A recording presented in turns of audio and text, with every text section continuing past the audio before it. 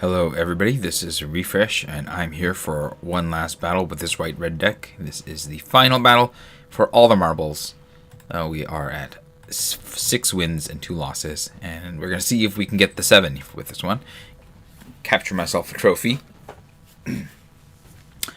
Interesting that we are now in Pioneer Masters territory, and we're still getting all the lore bits for Duskmorn. So, I wonder what that means. I guess we'll find out. I decided that I'm probably going to do some pre-recorded stuff for Pioneer Masters. We're up against Osvaldo here. That's cute. So it's like Oswaldo, but Osvaldo. We have, 2 drops. This is a pretty good opening hand. I can start with Evolving Wilds. Probably get an extra white, because this is a double white. And then keep going with Courageous Goblin, maybe, or Resolute Reinforcements. Okay, let's crack this. Get the planes. There's my planes. I think starting with a Goblin is the best. It's the most damaging up front.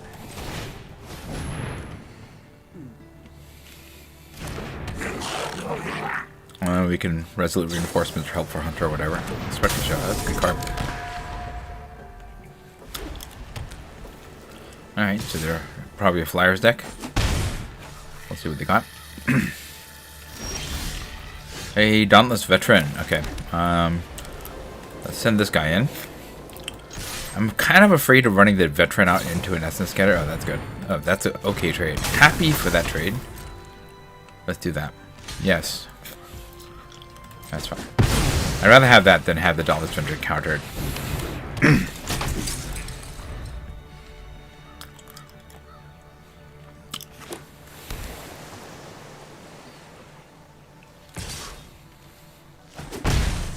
Let's see what they have. Nothing. Okay. They might have some sort of counter spell next. I'm kind of afraid to attack with this because they could have that removal spell.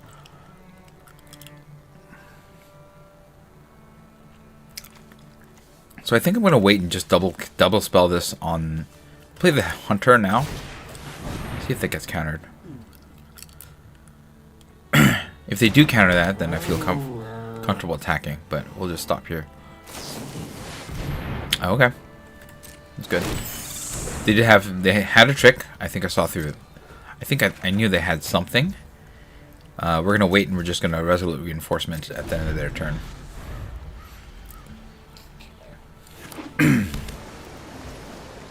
They have a pretty strong deck, though. I mean, this is going to be a tough one for me to overcome here. Let's see what they got. Yeah, see, they're waiting for my turn. I'm going to cast this. I'm guessing it's going to get countered. You'd be surprised if they don't have a counter spell or something like that. I imagine they counter that, though. Oh, no, they let it through. Okay. Well, I'm going to be able to get at least one big swing in. We'll see if we can get more than that. Gonna bounce? Okay. Uncharted Voyage. Let's put it up top.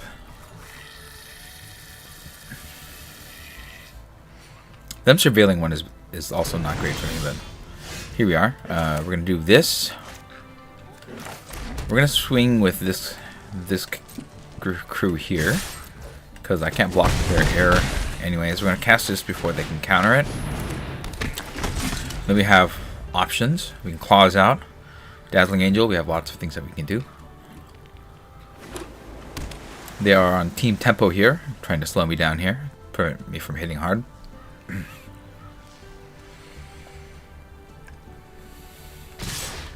Sure. So, do they have a Wrath? Is that what they're doing? No, they don't have the double white. So, some other trick, I'm guessing. Oh, I see. No. Okay. Good trick. Good trick. Good defender. I have Claws out, so I'll be able to push through it, but...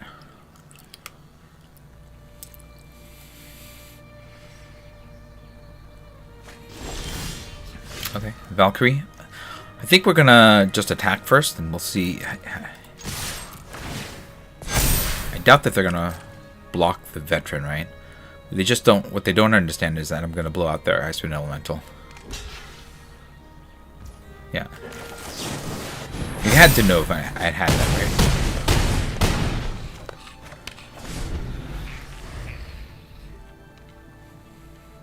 Or maybe they didn't have any other choice. They could just not have any other plays.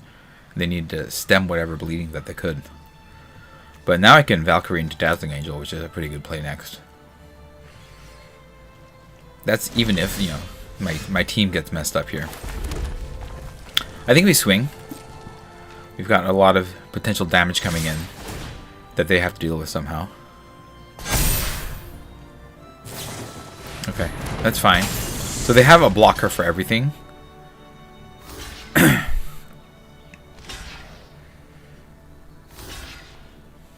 That's fine. Trading this for the high fate trickster is a pretty good deal for me. And now I have 3 bodies left. I'm gonna play this and play the angel on top of that. So I'm gonna have a wide body, 4 damage to get through, and lots of ways to get that damage through. If they don't have a wrath or an aetherize, I think I'm gonna take this here. Oh, they had the wrath. Now it's just top deck wars. They have 2 cards though, so they have the more likely chance because they knew they had the wrath. They had to have something. All right, well now I have Jada. Now they don't want to attack.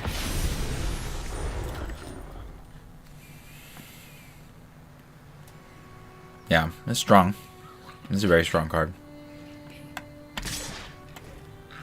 I'm not blocking. They must have some sort of bounce effect or something. Let's swing first. Let's see what happens. I'd rather them spend their mana to kill my Jada. Okay. They don't have... I guess they have counterspell? We'll see.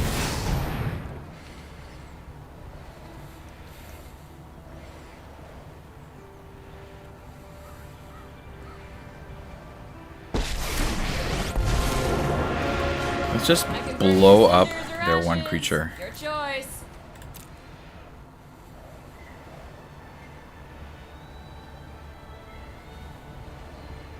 They have some sort of protection effect. Okay. Cool, cool.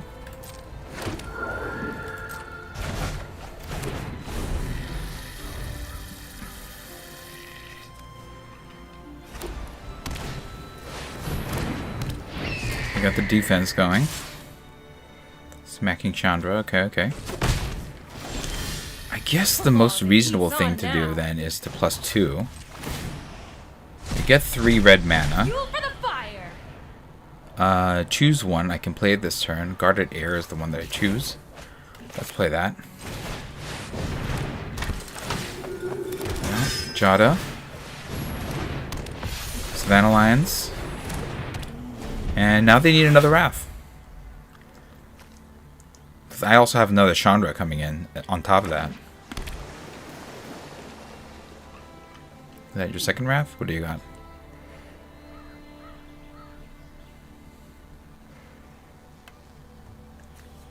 I'm going to +1 as well.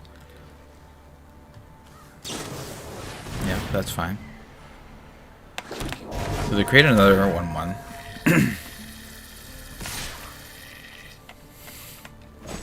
I guess they've just given up here. Okay. That's fine. Let's just heroic reinforcements and call it a day here. That is a trophy for me, everybody.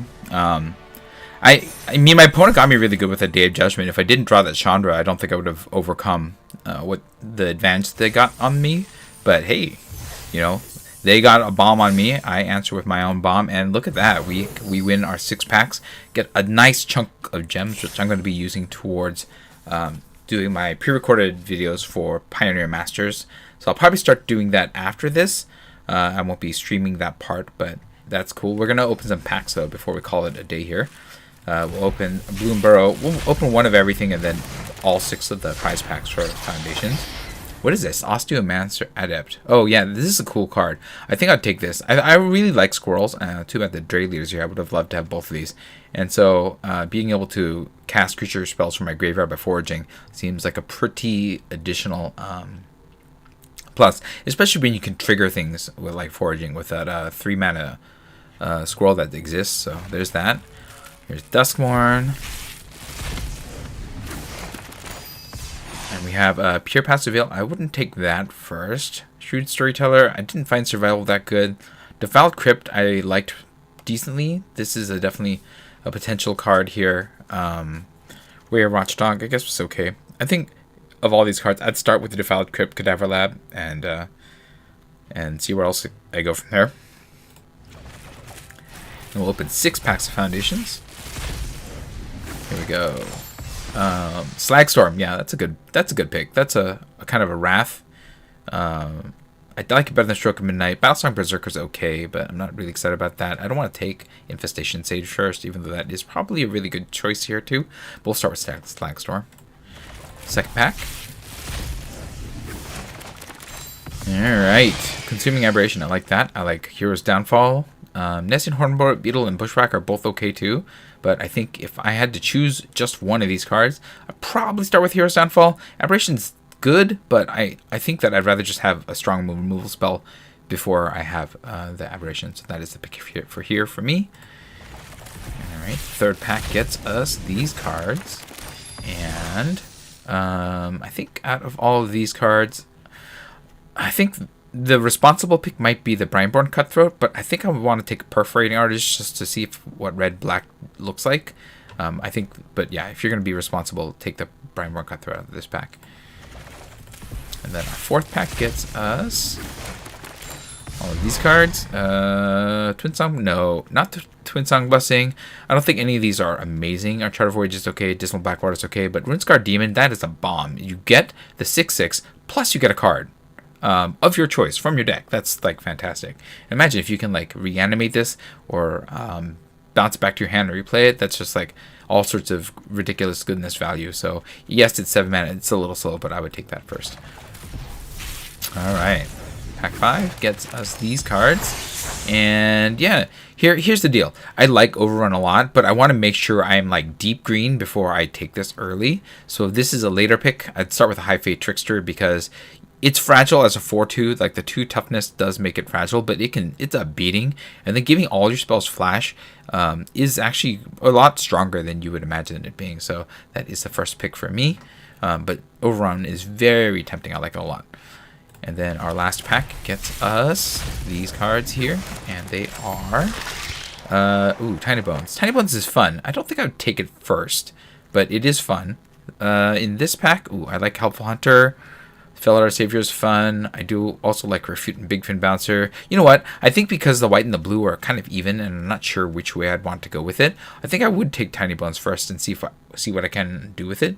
I don't think it's a great card, though. I think if I was being responsible, I'd probably take the Hunter or the Big Fin Bouncer first. Refute is good, but it is a 2 blue commitment, so it does make you commit really hard to blue.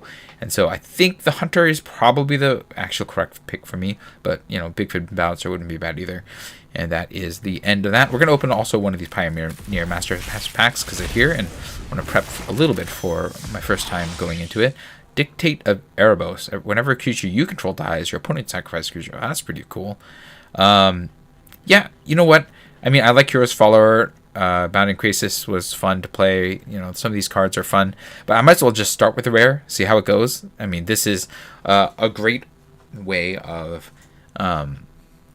making your sacrifice effects work for you as well, in terms of forcing your opponent to sacrifice.